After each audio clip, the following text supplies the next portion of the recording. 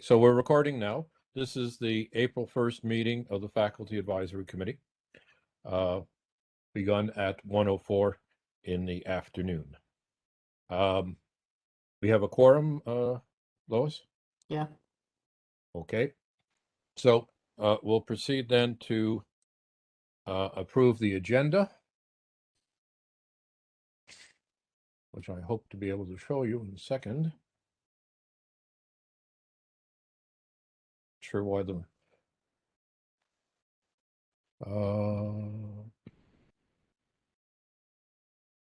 David, it says on the agenda that I have that the next meeting's March 4th. Is that an April Fool's joke?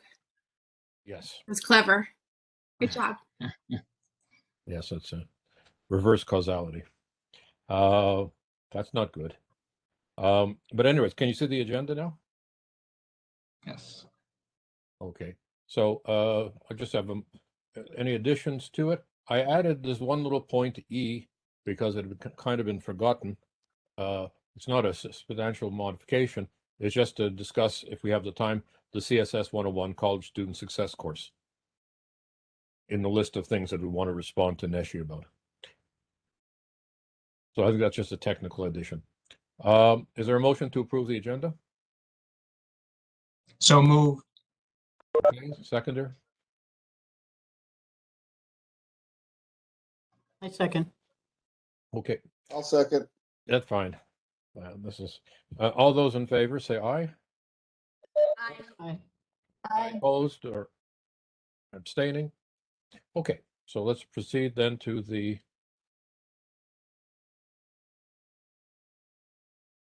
minutes of the last meeting, which have been available on the website, on the BOR website. I think you should be able to see them now. Again, I can't see what's happening when I share my screen, but I assume that you're seeing the minutes of the last meeting. Yes. And I'll just scroll through them. These are really complete minutes, I must say. It is a significant amount of work that Lois does. There's our resolution on the Russian attack on Ukraine, the chair's report, the vice chair's report, and all of the various items. Are there any changes or modifications to the minutes?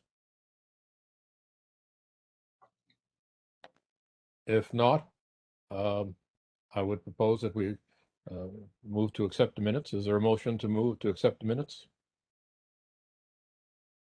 So moved. Fran? And seconded? Selena.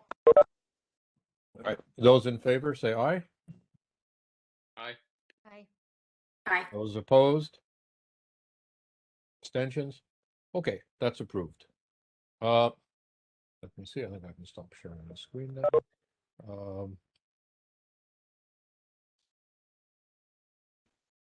Okay, let's proceed then to the first item of the agenda. And actually, I'm going to go back to screen sharing. I do want to share my screen. A report of the chair and the vice chair.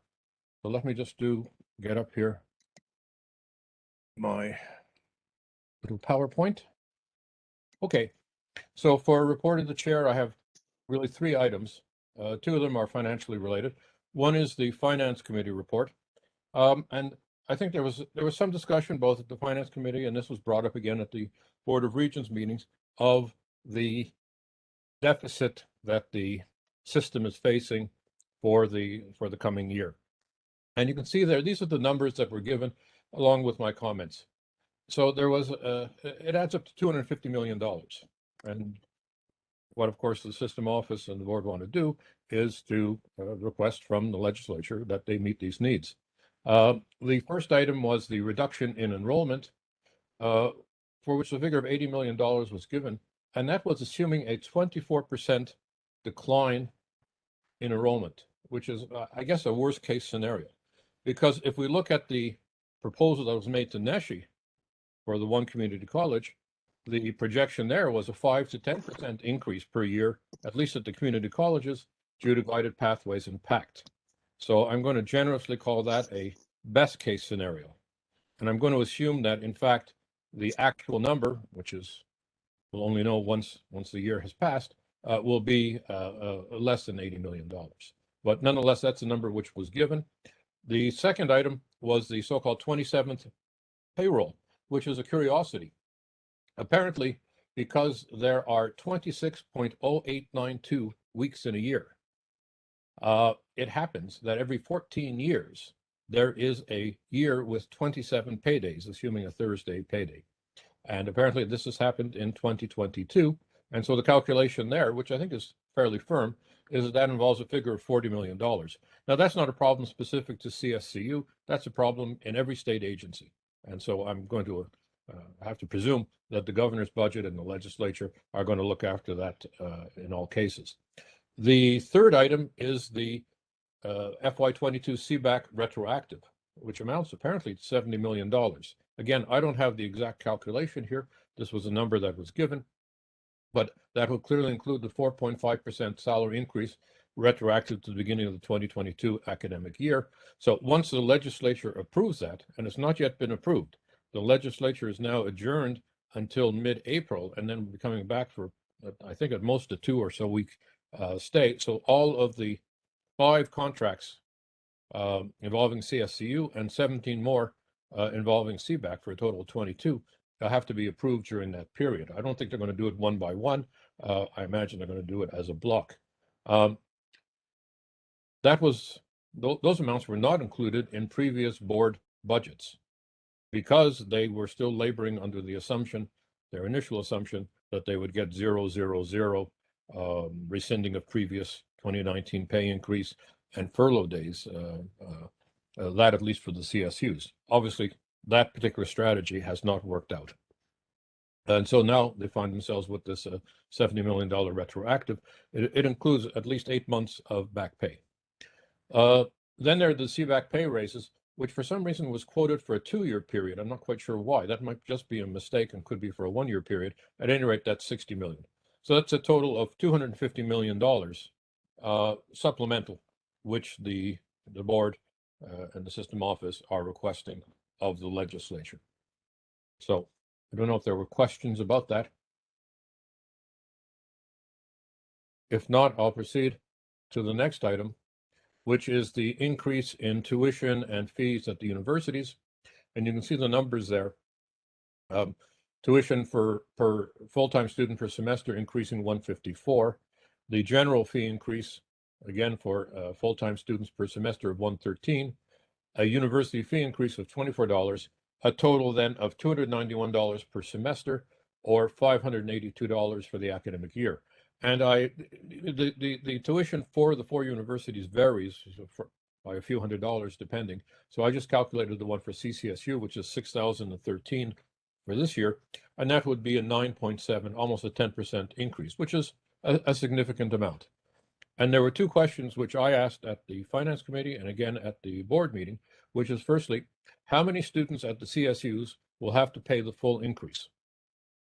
Right, in comparison, the number when the tuition and fees were increased for the community college students at a rate of approximately 5% per year for at least the next 4 years, there was an indication that 70% were fully covered at the community colleges by Pell plus PACT, and that another 20% were at least partially covered.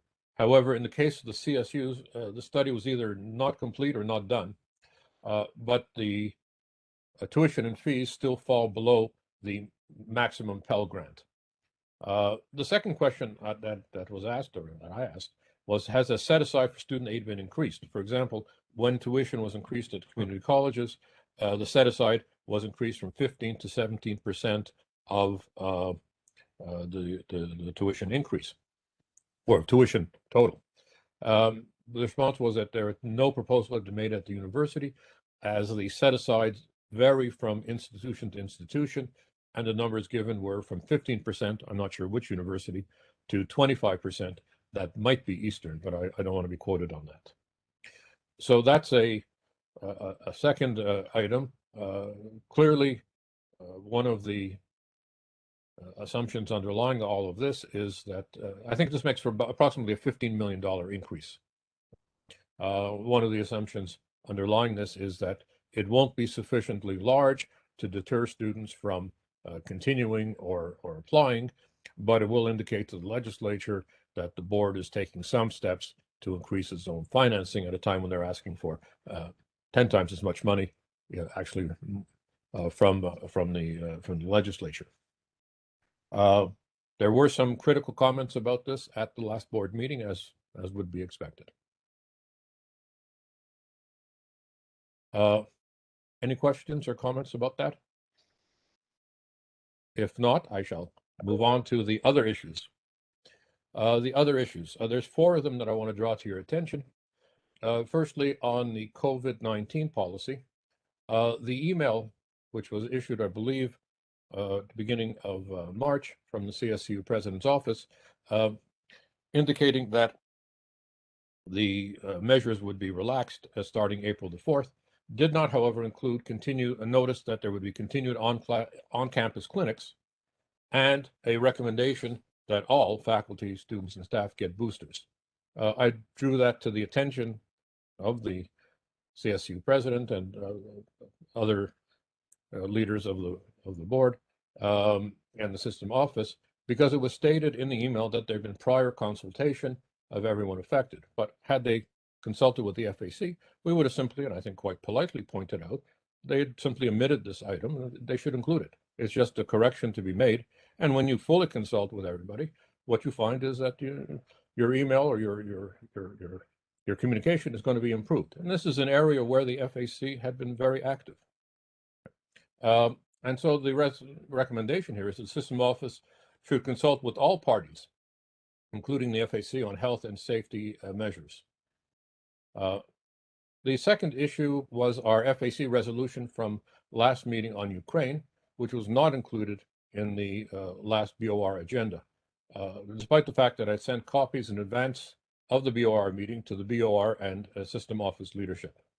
However, at the meeting, the president of the CSCU did call for free tuition and fees for all refugees. Presumably that would be not just Ukraine, but from other countries as well. I don't know how many people are applying or whether that policy or whether there is such a policy being implemented. But the recommendation that we have is that the BOR agenda should include a line item for FAC resolutions to be communicated either for action or information. Right? And that's related to the third item, which is our renewed request for a regular FAC agenda item. This is not a big deal. In fact, I would call this just a matter of common courtesy. There are committees of the board, and there are committees for the board. The 2 committees for the board are the Faculty Advisory Committee and the Student Advisory Committee, which are explicitly mentioned in the famous Section 185 of the statutes, to which I've referred on many occasions.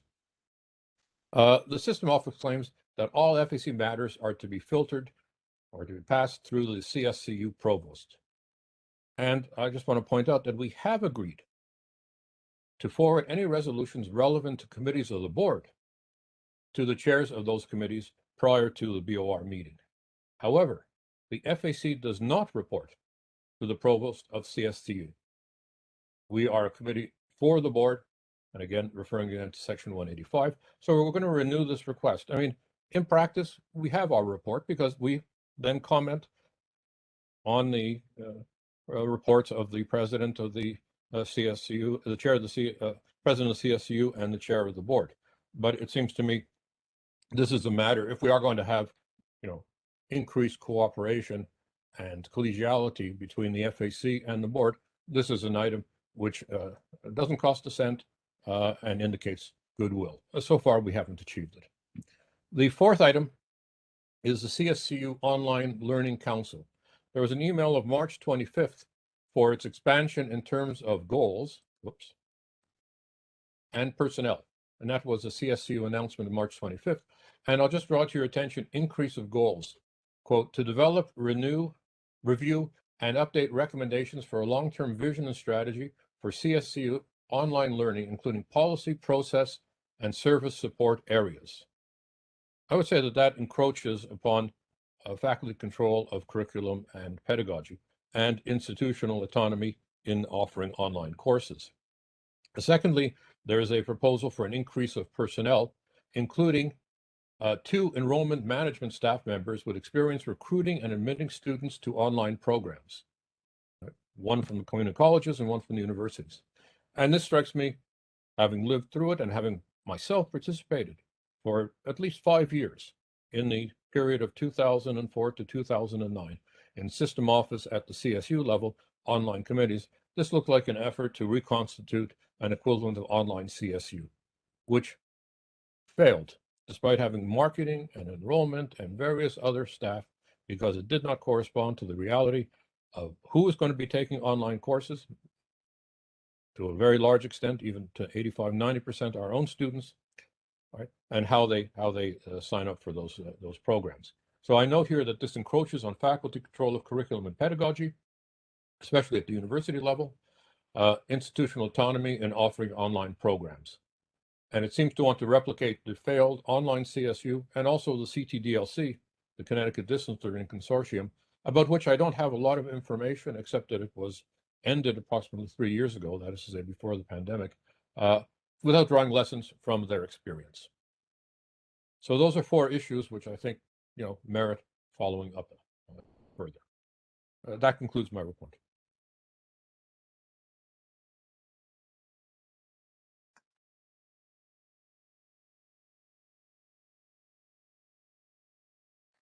If there aren't any questions or comments, I'll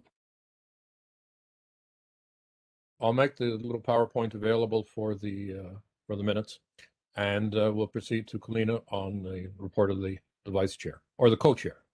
Really, it's a real formality, and I think I have to recognize that Kalina has been doing the major share of the so-called heavy lifting, especially with respect to issues that concern us. My function here is merely to share the meetings. Go ahead, Kalina.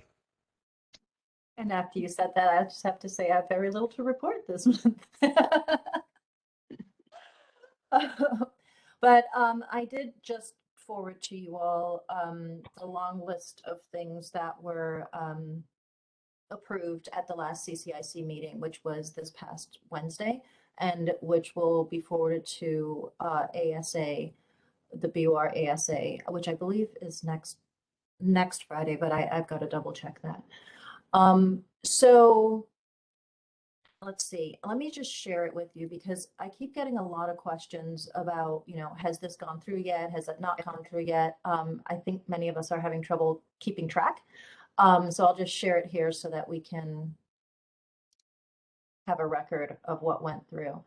So there were 22 programs, 10 certificates, and I'll just scroll down. May I interrupt you for 1 second, Kalina? Sorry. Sure. I'm just opening your email. Which of the 3 attachments should I open to follow along with? Because on the shared screen, the font's small for me. Or are you not sharing something from your email? No, it's the third. It's the consent agenda. So there are 201 courses that went through that day. So hopefully that's all. Folks can pause and Zoom if they need to check what they were. Very long list, very short meeting, the typical. Yeah, I did ask because that was emailed out like, I don't know, almost 9 o'clock that morning. The meeting was at 3. I didn't have a chance to go through them. I couldn't tell you what the details were. So I did just ask, are any philosophy courses in here? Because I wanted it on record. What I said at the BOR meeting, which I found it strange that what was reported to Netchi was that there was a group of people working on it. I didn't check any other disciplines. I didn't check anything else. I just found it interesting. I was wondering who was working on the philosophy courses, and it turned out that no one seemed to have a degree in philosophy.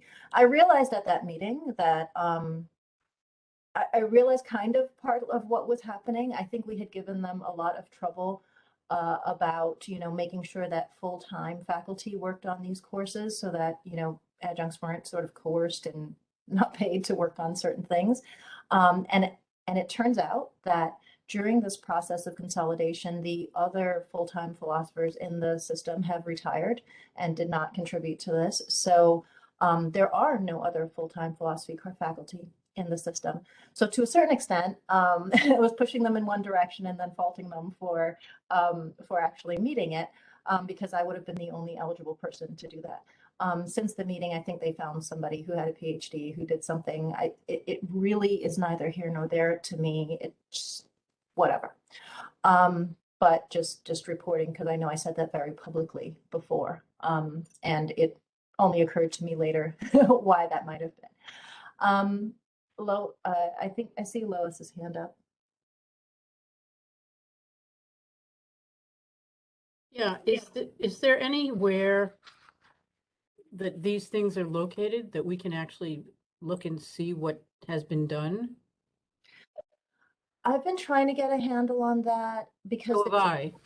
yeah, there's a place that things go when they're receiving feedback. It's I think called hell.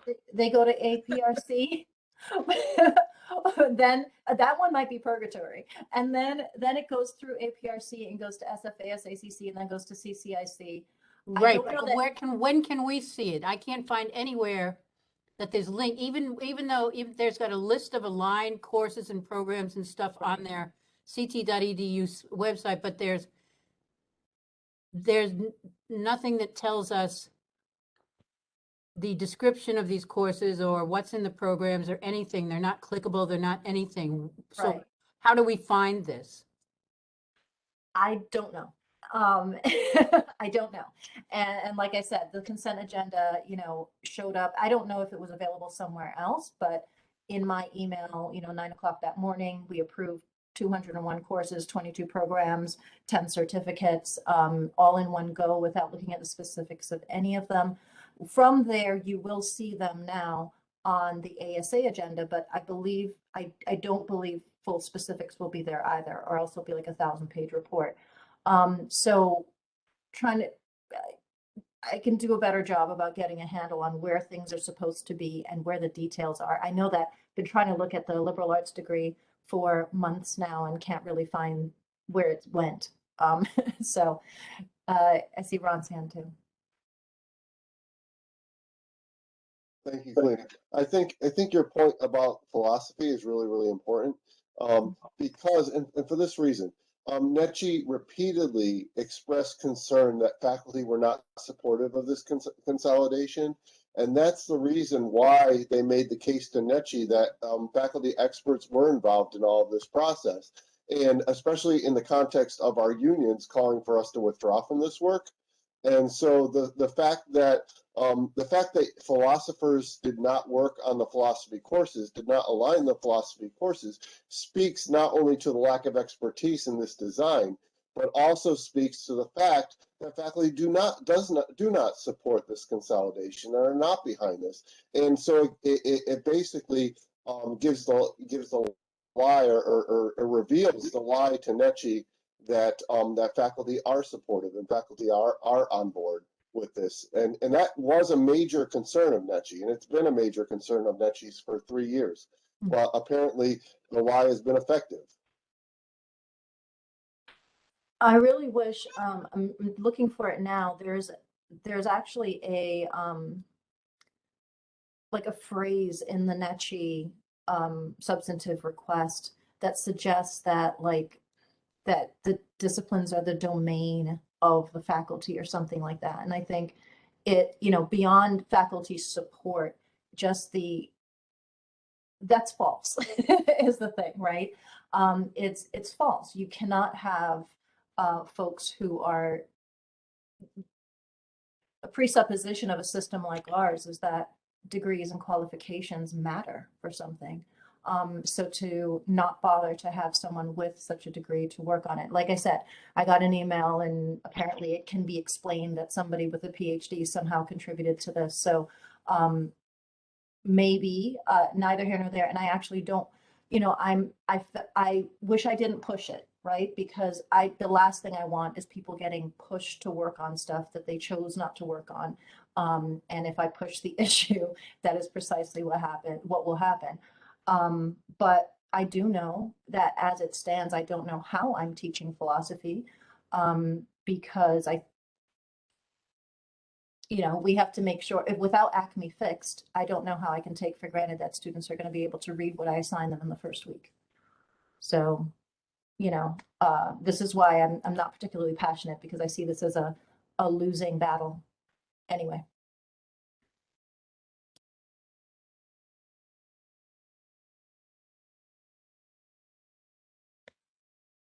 Okay, other comments?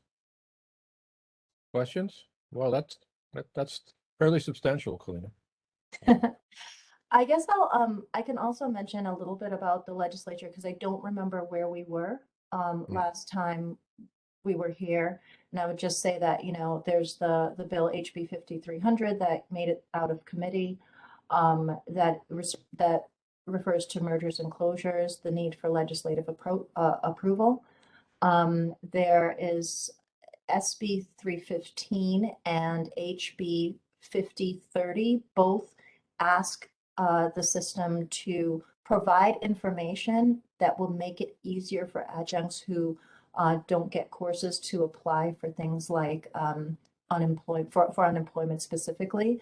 And that's because, there are lots of ways that we've responded to folks who get trapped in the gig economy, but adjuncts are one of the few that don't get that kind of accommodation.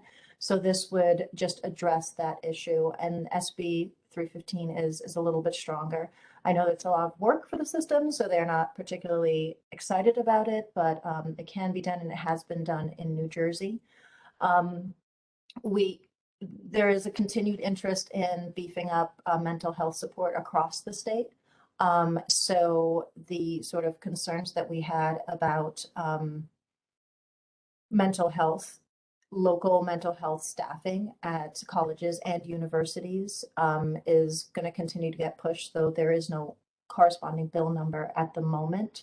And I know that there were housing insecurity and and food insecurity bills that address the specific needs of college students that have made it through, seem to be doing well. I don't have the bill numbers at the ready at the moment, but I know the AUP, it's front and center for them.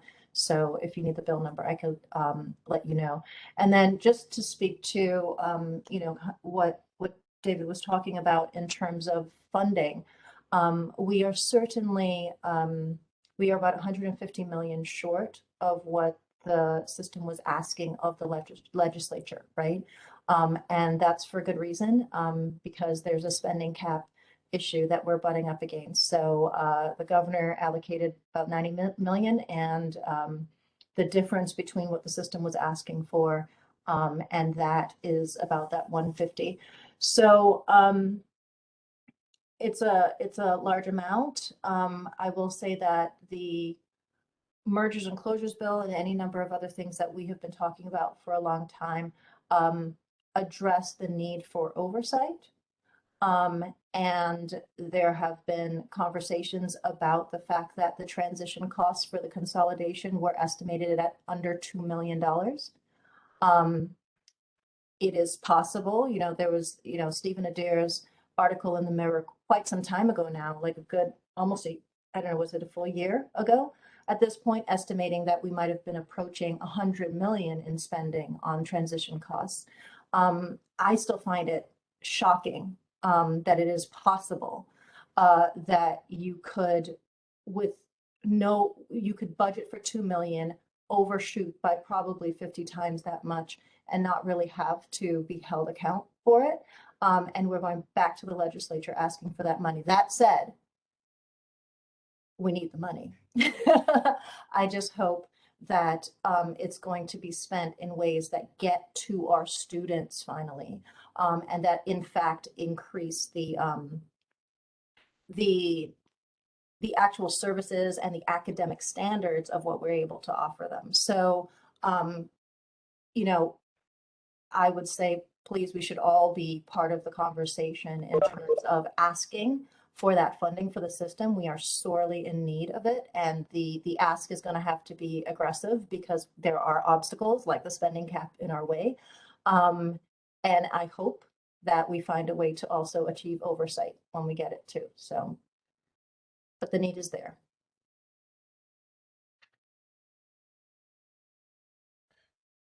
Okay. Yeah, that's a tremendous amount of work, Kalina, that you've done with the legislators, and in particular the folks on the higher ed committee and the consolidation committee and so forth. Really, I think you have better relationships with them than we have with our own system office, which is a comment of Absolutely. improvements that could be made in the future. It's just a footnote for those who may be watching this at some point. Okay, I'm just looking for the next item is the NESHI, our response to the NESHI report. And I think I'm just going to show it briefly here, if I can share. This looks to be it. I don't know if you've seen it. It was in the was a link in the March 24th message from the CSCU president. And this is the full text. Remember, there was a one-page, statement that NESHI had agreed to accreditation of the CSCC, but that there were 3 further intermediary reviews that were required before December 2023 date, that it's supposed to enter into effect. And the NESHI statement, I'm sorry, I'm not going to obviously go through it now. It's 14 pages of very specific and detailed questions or objectives. Let me put it this way. I think that you can call these objectives that they expect will be met. And I'm not even going to attempt a summary of this. It is extraordinarily detailed, right? And I don't think that we should be thinking of responding to each and every one of these things. But I did include in our agenda the items which strike me as important for us to have a clear statement on. And I'm just going to share that again with you so that you have it for your reference. Share Word. Right, and I think now you should be hopefully seeing the items that came to my mind that we should have. Not a 14-page report. I don't think that's necessary. We've written reams, and so have they. The amount of paper and electronic files that has gone into this, I'm sure, is amounting. But the issues that seems to me we should have a clear position on are, 1, the continued accreditation of the 12 community colleges. In effect, at least from my point of view, but I may be rather naive here and out of the loop, what NESHI is doing is creating, in effect, a 13th community college with certain central powers of control. And may be monitored for training and security purposes. Hello, and thank you for calling the Trinity Health of New England customer. Whoops, that's somebody else. And it seems to me that, they are betting the whole pile on, in fact, accomplishing within the next several years their claims. 1 of less costly running of the community college system, 2, a more efficient running of it, including maintaining and even improving the quality of services, and 3, dealing with issues of equity related specifically to recruitment, retention, and graduation of minority students, but also increasing that for all students. Maybe they'll achieve that, but maybe they won't. And if they're allowed to simply eliminate the accreditation of the 12 community colleges on the possibility, which may in fact be a likelihood, that they don't achieve their goals, then we will be in a very difficult situation.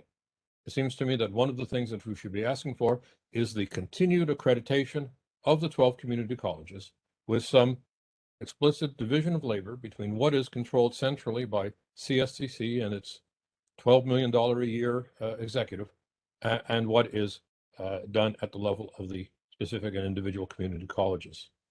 I'll just mention the others: faculty control of curriculum and pedagogy, the issue of department chairs, right, and continued existence of department chairs, and secondly, also the curriculum committee status. In their proposal, the curriculum committee doesn't report to the governing structure of the community college. Both of those report directly to the president of the community college.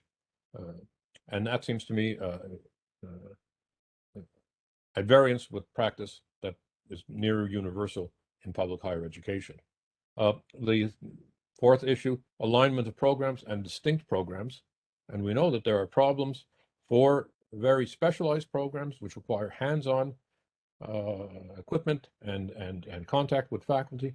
And how is that going to be offered, and how are those going to be preserved, especially those with specific accreditations at their current community college when the alignment of programs in the one calendar is apparently produced in September of 23.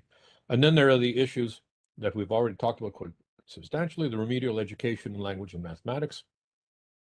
Also the CS 101 course, the college student success course, which is overloaded with objectives and unlikely to succeed in its current form as proposed. To which should be added the role of the central office, exactly what do they do and what do they not do? And also, what about the regional presidents? I mean, this is an unusual structure that is being proposed, where you have, in effect, 4 levels of presidents. You have the former presidents, now demoted to CEOs. You have the regional presidents at the community college level. You have the president of the one community college, and then you have the president of the CSCU. There has to be some definition here as to what regional presidents do and do not do. So that's a recommendation to us that we work between now and, say, I don't know, next month or whatever, and come up with some clear statements of what it is we expect on these, and perhaps there are other issues, so that we are on the record in a concise document, not one which, Kalina pointed out the difficulty of finding these things, right? We've written things and it's here and it's there, it's in a report, it's in an agenda, it's in the minutes, it's a separate document. Let's put it all together in something which is concise and cogent and clearly expresses, given what is going on with NESHE, what we expect. But I leave that for discussion.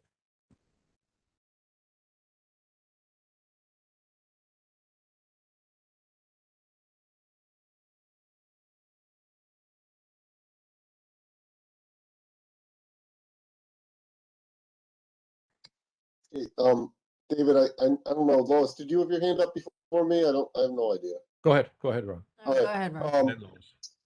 There's a side issue as well, David, that's not here, and that is the letter that NESHE sent to the institutions that are up for review. Okay, I know Tunxus is one. I think I see Fran shaking his head. We are Noctic Valley is another. Our faculty and staff have spent the last 2 years working on a self-study, and we received a letter from NESHE saying that we can stop our work, that they're going to freeze. We're supposed to have a site visit in the fall, and NESHE is saying they're not going to do the site visit. They said it's too much work to go through if the consolidation actually happens, and it's going to be pointless.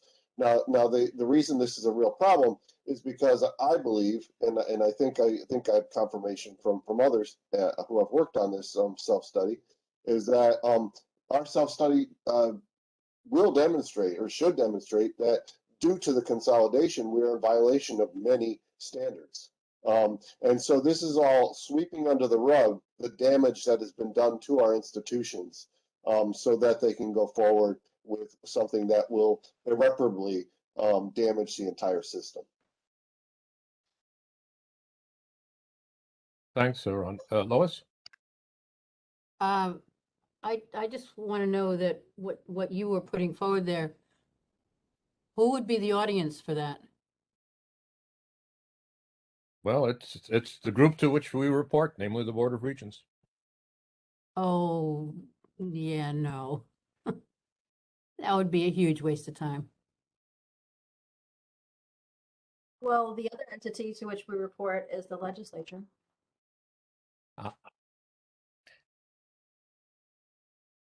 And this might be something which could be made available to the general public. Fran? Yeah, definitely send it to the Higher Ed Committee. That's important. Just to clarify, Tunxus is just about we're awaiting our reaccreditation from Meshi at this point. So we've actually gone through the whole self-study. So we are done. We did complete it. So we're just waiting for the letter, which is pending a couple of weeks, I think, for what it's worth. But and just briefly, it will demonstrate the disaster that is Students First, unless that's been sanitized also. Jen? I just wanted to say that Three Rivers abruptly stopped and people are very upset about it.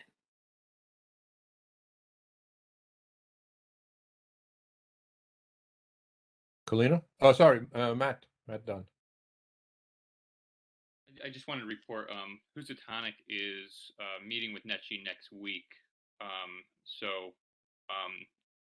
Supposedly we were given the option of not doing these meetings next week. And we decided to move forward with the meetings to present our reports. So I'm not really sure why we were given that option, but it was last minute. But that's off the record. I don't think that's anywhere in writing. Mm-hmm. Kalina? I'm just gonna echo a comment about making the public aware. I mean, the fact is that the actual details of what will be lost keep getting lost in or the big picture of what will be lost keep getting lost in all the details, right? And it's fairly simple that in certain places we have open enrollment institutions that will be so in name only if we continue down this line with these policies that we have. You know, there are, if we can communicate that much more effectively so that the public understands that, then they have a chance to weigh in and have an opinion about this before it's just felt, right? And that's the worry. And I think that's also the reason that we should be insisting upon holding on to these single accreditations so that there is a chance for reversal if we find out Yes. that this grand experiment never before done and off, you know, for the smaller versions often reversed, that we find that we need to go back. We need to at least have that escape hatch available. Yeah, that's an important point. I think that we haven't really made that point up to now, and I think it has to be made. That there has to be two options here, right? It may be that, you know, in some other world, doing exactly what the board is planning to do will in fact result in all the things that they want, and within, you know, a couple of years. Our opinion, based on I don't know how many hundreds of years of experience total of the faculty and staff who are here, is that's highly unlikely. Consequently, to Kalina's point, we really need to insist on the continued accreditation of the 12 existing community colleges for some specific and predetermined period, minimum, so that there is the option of some third path between the current status quo, what is envisioned in Students First, and what is actually going to happen in reality. Other comments? Could we then prepare something for our next meeting, just of a few pages, right, which will summarize all of the many years of work by all of you in terms of documents and proposals that we have made, summarize it coherently, cogently, and specifically. And that's something I think we could do, I think, for the next meeting. So let's include that for the agenda at that point. Are there other comments? Then let's go on to 6, proposals for funding of Cscu to the legislature. Kalina already dealt with that in her report. Did you have anything further did you want to add? No, not yet. Maybe next month. Okay. 7th point is COVID-19 situation at colleges and universities. So the mask mandate has been lifted as of Monday, I believe. So is the social distancing. So is contact tracing. I think those were the three major points that were lifted in the email message I received from the CSU president. Obviously, that leaves a lot of questions open. I know that at my university, they're continuing to have on-campus vaccination clinics. I don't know what the situation is elsewhere. And secondly, that question of boosters, at the very least, encouraging them, recommending them, that also is an open issue. So I don't know if there's any way in which we can collect data. One of the things I think we should ask is to get the data from the system office. And that should be reported back to us. I mean, they have that data. They know what they're doing. But are there any concerns or expectations? I mean, I know that the faculty with whom I've spoken at my university, and again, it's a limited number of people, they intend to continue wearing their masks, but they cannot enforce that upon students. And a question has come up about what happens in your office during office hours. If a student comes and says, I don't want to wear a mask, and the faculty member has determined that they will themselves continue to wear a mask. There may be other issues.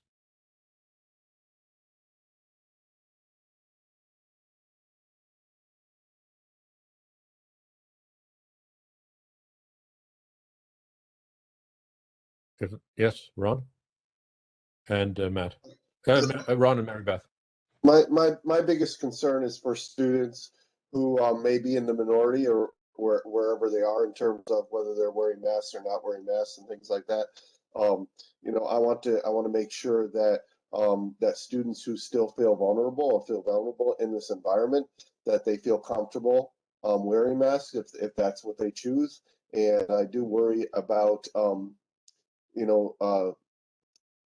ostracism or whatever for students who may be wearing masks. I'm not sure what's going to happen. I'm just thinking about what might happen, and I want to make sure that our college campus is an environment in which students who still feel fear from COVID feel safe, because and feel comfortable wearing a mask without any sort of social blowback on them. That's I told my class that I would be wearing a mask for as long as any member of the class felt it was needed for them. So I want to make sure that those students feel safe and comfortable. Okay, Mary Beth.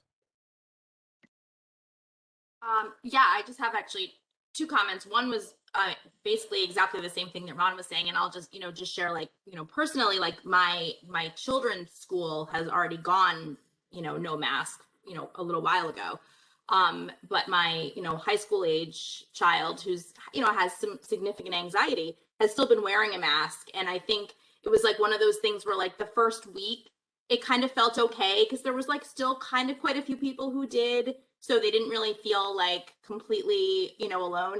And now it's to the point where now it's like getting to be like a stress. Like, I still want to wear my mask, but now I'm like the only one. So we've sort of been battling, like, with that, like, that kind of thing. So I think there are going to be students that are going to be in that situation. So I think it is important for us to recognize that. And then the only other thing that I was going to comment is I was actually surprised at the absence of, in this announcement, there was the absence of any kind of like statement saying, like, in the event that things get there's another major surge or something like that. There was no like statement of like potentially a walk back at some point. Like, I mean, I think we're like, fingers crossed, like, it'd be great if it was over, but I think there's a significant chance that something else is worldwide population vaccinations are low, variants are going to pop up. And so I was just surprised that there wasn't just like a kind of like a just in case statement. So just a comment about, I thought that was interestingly missing. Good point. Diane? Yeah, I just wanted to echo what Ron and Mary Beth just pointed out. I too, with my classes, already spoke with them about creating an environment, a comfortable environment for those that want to continue wearing a mask, that I would continue wearing my mask, and that it's a personal choice, just so that those students that do want to continue to mask up feel like it's a safe place for them to be in. I also have the concern of what happens when a student comes into my office for an appointment and they're maskless. I've made the decision that I'll go to an open space, maybe not use my private office, but I also think that's a little bit of an inconvenience.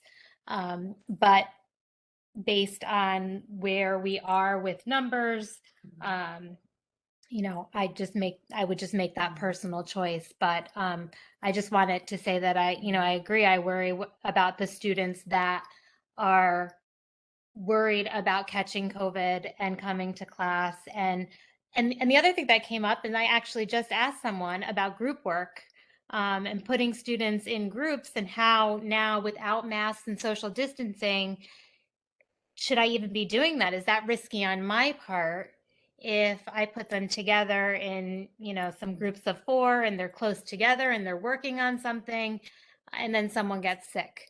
So in my mind, I'm kind of processing, do I change the way some of my courses may be affected because now there is no mandate? So just that comment. Matthew Dunn.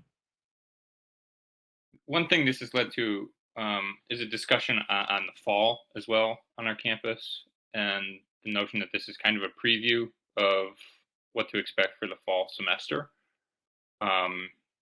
So I don't know. I just wanted to also just mention that our expectation is that the policies, a lot of these policies won't be in place for the fall as well. We expect to see larger events on campus with no COVID protocol. Fran? And of course, the problem with that is if we know anything about this disease, and many, we would expect an uptick in the fall of whatever COVID is variant is circulating at that point. So it seems constantly system office is reacting instead of acting. They're reacting to events. And I'll put this on the record. I think we've been saved largely by dumb luck, quite frankly, from having serious health problems on these campuses. I don't think it was so much planning. I think it was dumb luck that there were enough people vaccinated or exposed to this virus that we apparently haven't had massive problems. On the other hand, we really have no idea how many people got sick, but it was never reported, or how many people were sick and transmitted to other people, because this wasn't tracked.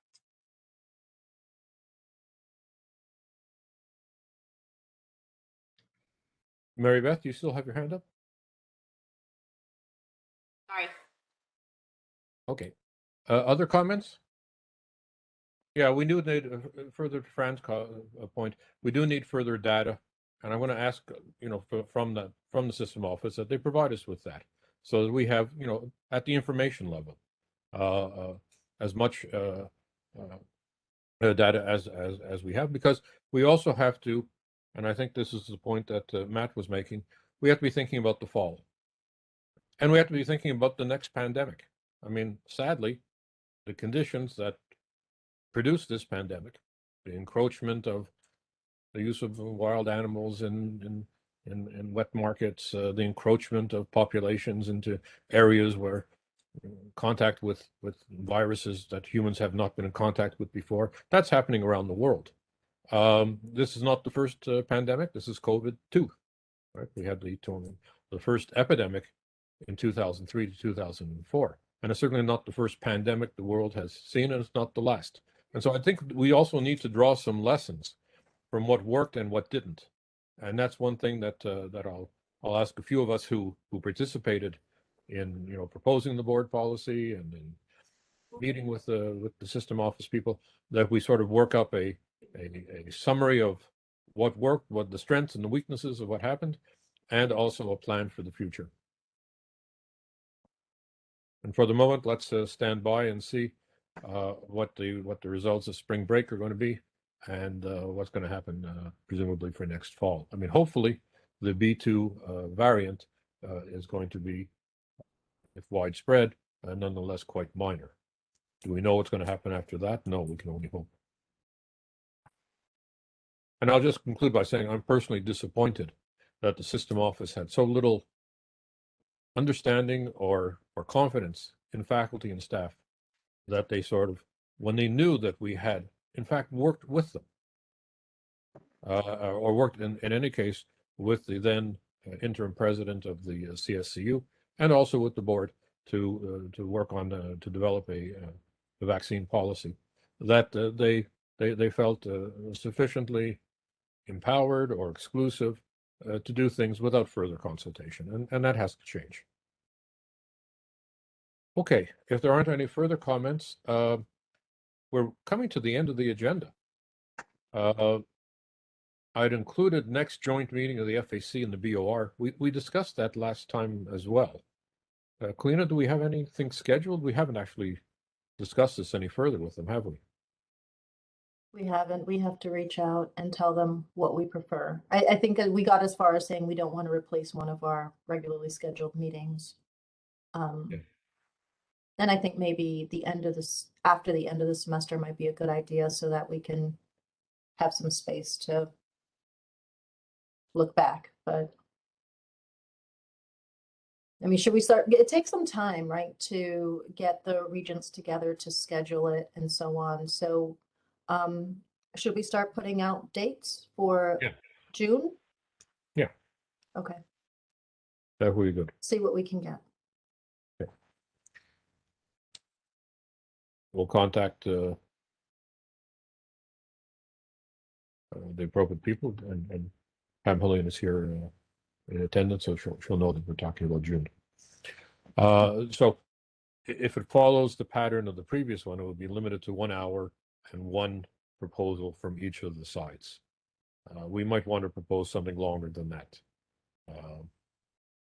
Although we might actually have a 1 hour meeting today, who knows? That said, let's come back and let's at least begin to discuss dates with them with the June target in mind. The FAC conference, do we have any further information on that? So it turns out that we might actually get funding. The only thing is that we're not going to be able to plan something for the spring. So I'm going to look into whether, our terms are by calendar year, not academic year. And I think this year there is another big conference in April that the system is really pushing people to participate in. So I would suggest that we attempt to do something as we plan to in the fall. And it seems that Ken Kluznik is willing to provide the funding for that. So that is wonderful. It used to be, I believe, $8,000. Jane Gates removed it from the budget. Ken is willing to add it back in. So. Okay.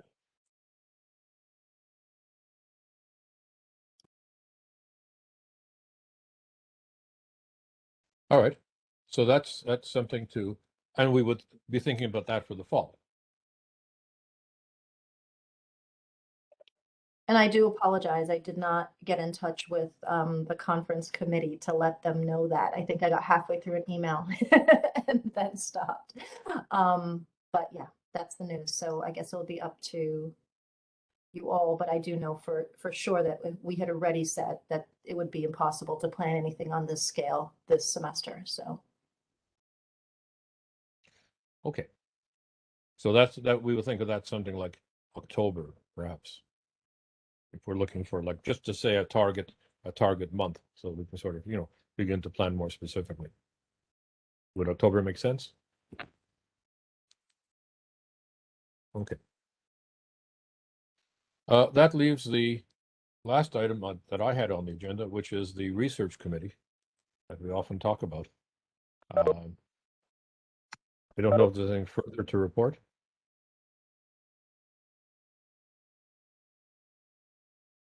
What we need are economists. Brendan, are you there? Yes. You're our economist. Yes. I don't have a report, so That's all right for next time. But, you know, the dilemma that we face is that we get a blizzard of spreadsheets, right? And somewhere in there are the nuggets that are relevant to the issues that are important to us. And we need to be able to sort of find them and synthesize that in order to report back to the FAC. So, for example, just this question, how much are the transition costs, right, to the new one community college? I mean, we know, for example, that the interim executive committee is budgeted at something like $12 million a year. So that's a number that's easy to find. Some of the other numbers are a lot more difficult to find. For example, one thing that I'm sort of interested in, and I actually started to do it, is every week we get a email from the CSCU system office saying the positions that they are advertising. Most of those are positions at the community colleges, because the universities, you know, tend to advertise their positions, especially for faculty, independently. But what is the total amount? I know that there have been some spreadsheets on shared services, but I'm curious to find out. And I had the number at least to about a month and a half ago of the number of positions which had been posted. I would take it presumably all internally, and it was well over 400. And to break that down into the various areas, I mean, faculty, full-time faculty were a distinct minority in that number. There were plenty of positions at the management confidential, at the levels of deans, associate deans, directors, and so forth. But it would be interesting to have that complete breakdown. And that's something which I may try to do again, but it's when I do it, it's kind of a little amateurish. I just look at all of those reports, all of those emails, and try to do them by category. That's something I can work on. Also, the open payroll database actually, has everyone's paycheck and by week or every 2 weeks and their name of their position and all that stuff. So we could pull it from there too. Okay, let me contact you after the meeting over the weekend, and I'll send you if I can find what I've already done. We can get back on that. Okay, we are at old or other business.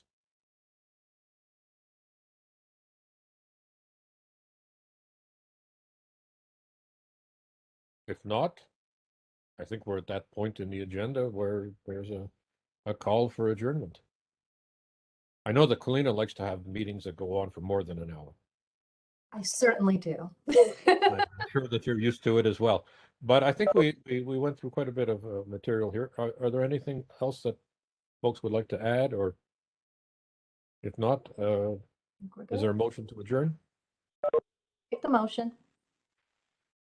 Our next meeting is in the BOR agenda. And I'm just looking up the date here. All right. The next meeting of the Faculty Advisory Committee will be May the 6th. Yep. That's Friday, May the 6th. Okay, well, I want to thank everybody. I think we said what we had to say, and there's plenty of follow-up that we can do. With that, I'll stop the recording.